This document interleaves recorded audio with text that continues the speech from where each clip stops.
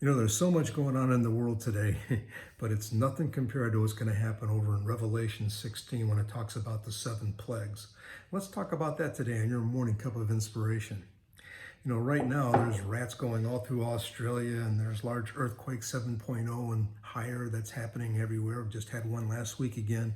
There's volcanoes that are erupting in places that have been dormant for years. One earlier this year, was 781 years it was dormant, yet it erupted.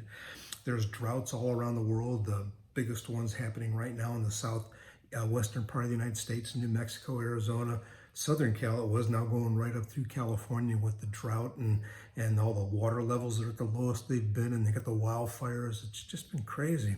You have armies of locusts that are going through Africa and the Middle East, destroying all the vegetation, and you had the H5N8 bird flu now in Russia, which is now been transmitted to humans, which is what they were trying to avoid. Didn't know what they were going to do that happened. So they're stuck with that now. And then you have the COVID pandemic, of course, which is coming at us wave after wave after wave with different variants.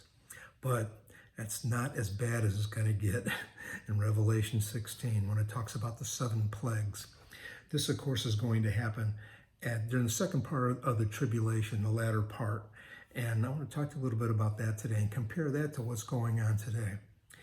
The first plague is going to be people are going to be covered with sores. Those are the people that took the mark of the beast. They're just going to be covered with these oozing sores all over their body. The sea is going to be turned to blood. It's going to kill all the marine life and the saltwater fish, so it's going to hurt the food supply. And then the freshwater streams is going to turn to blood, and it's going to hurt all the freshwater fish. And again, the food supply is going to be taken up because of that. The fourth plague is going to be the sun. It's going to become so hot. It's not just going to burn people. It's going to scorch them. And of course, the people are being scorched. They're going to have to stay inside. Excuse me. And because of the darkness and the pain and the agony, they're going to be gnawing their tongues and be bad. They're going to be cursing God because they've turned their back on him.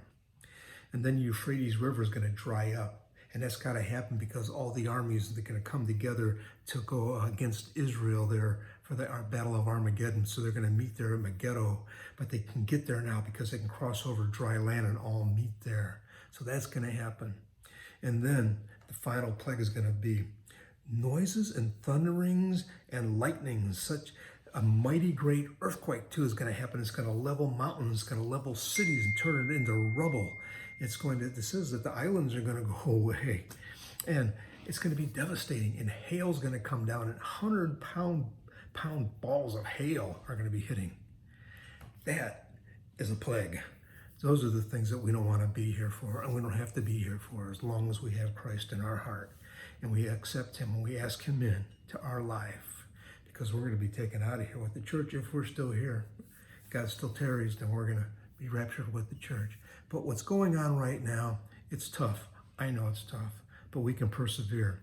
We can handle it. We just have to stay close to God. We have to stay in the Word, and we have to ask for his direction and guidance and protection daily. Hope that blesses you, and look forward to seeing you again for another morning cup of inspiration. Have a wonderful day, everyone.